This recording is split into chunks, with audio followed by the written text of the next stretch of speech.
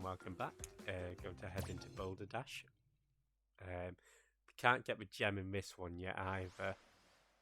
So, in terms of fates, not gonna worry. This is actually quite a difficult one. Actually, you do need to be on your toes. Need to be running as fast. I'm not sure.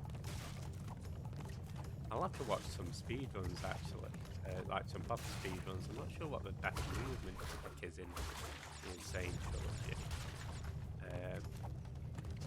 Whether it's like jumping or spinning. Yeah, I'll have to look that up. I know Crash 2 was like the slide spin thing you can do, but yeah. See this boulder gets pretty close at times. Yeah. So yeah, sometimes I do get caught out by it.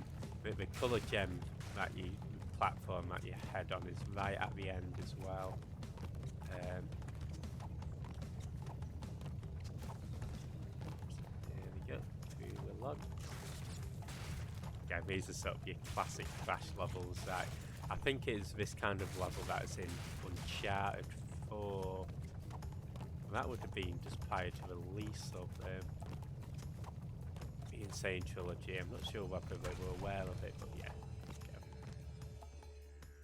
At the time. Okay. Boxes landing on our head.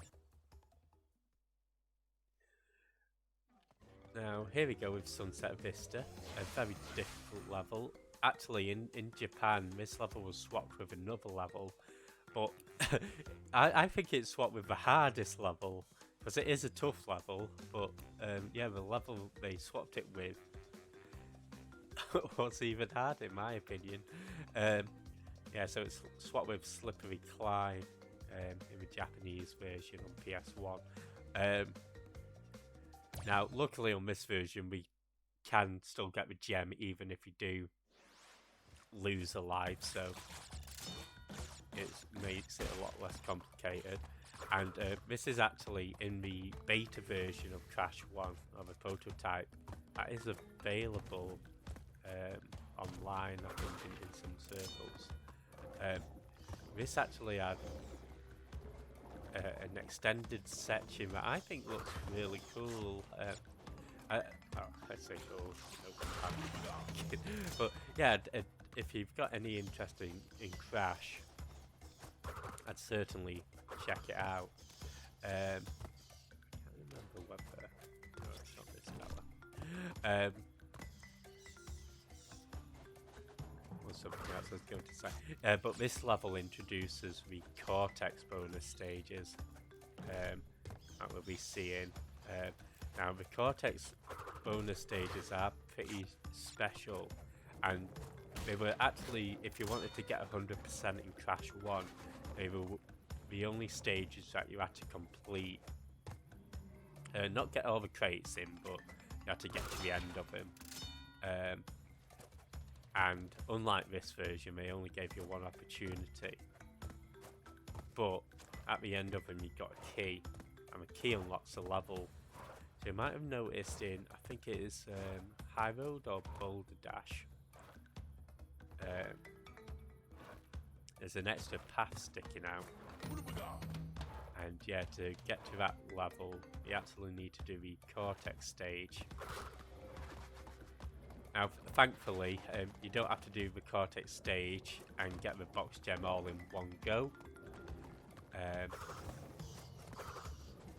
So, if you're playing this on PS1, you might want to do it a bit more piecemeal, where you get Cortex stage first and then go back for a box gem.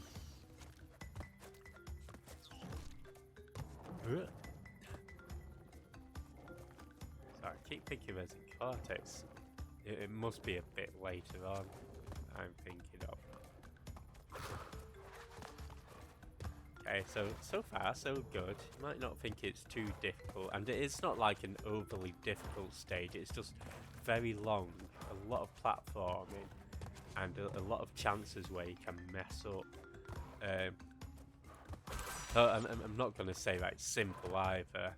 As you can see, it's all possible, I'd say, all doable, but because it's sort of coming each section one after the other, it can be a bit of a gauntlet, and I think that's the thing people have difficulty with.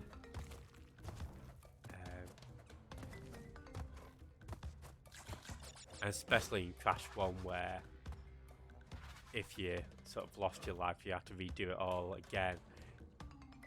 It's difficult, I think, to get good practice in. Could have gone there, but I think we might be able to make the next cycle. There we go.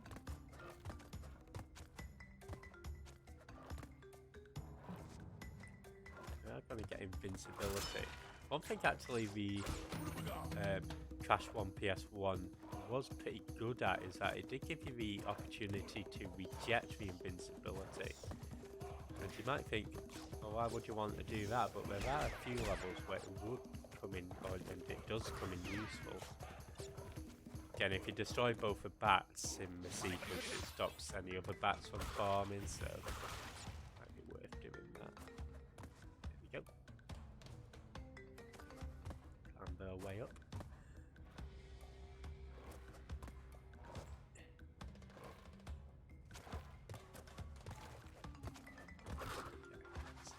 Now we want to lead this fella into here.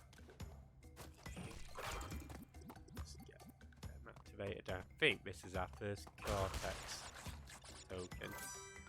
Nice ugly little mug. So I'm purposely leaving my Aku mask because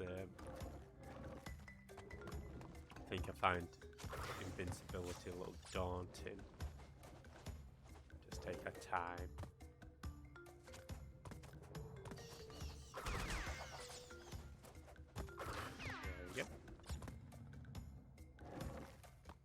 I think this is where our next Cortex token is. Nice. Okay. Now we are going to have to activate invincibility here, but I'm sure you know what I mean, right?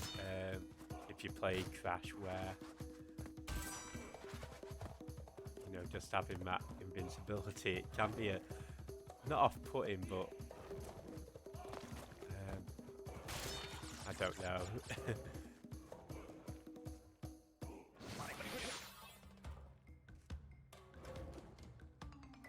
I think this next cycle should be good. There we go. We're coming up to our third Cortex token.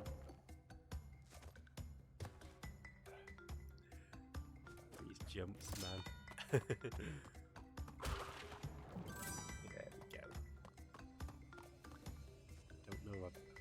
think we'll jump and land on here.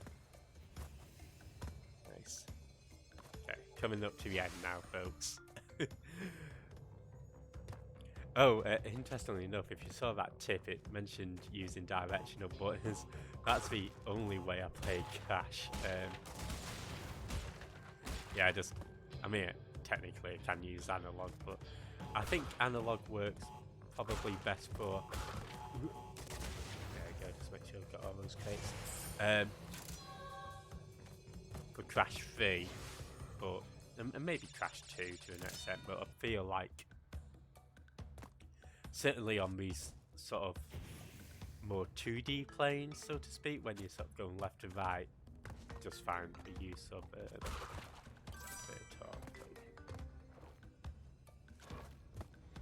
don't worry, with Portal's a little bit ahead. Some reason.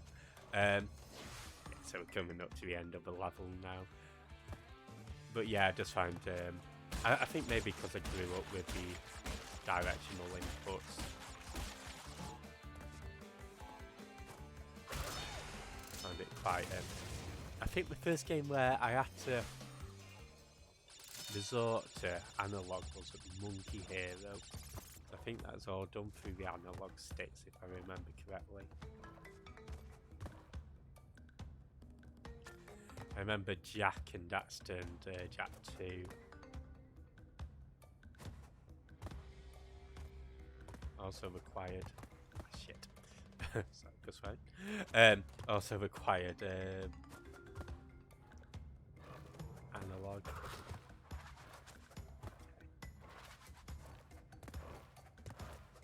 we go. I mean, speaking of Jack and Daxter, I think it is worth. I was actually this playthrough is sort of gonna be just whilst I'm editing more of the Ratchet and Clank footage down. There we go. I think we did that all in one go. Hey, and we managed to get 99 lives. So nice. We got our key. Now we can move on. So we won't be doing Koala Kong, but we'll be doing Coal Hog. So I'll catch you then. Cheers.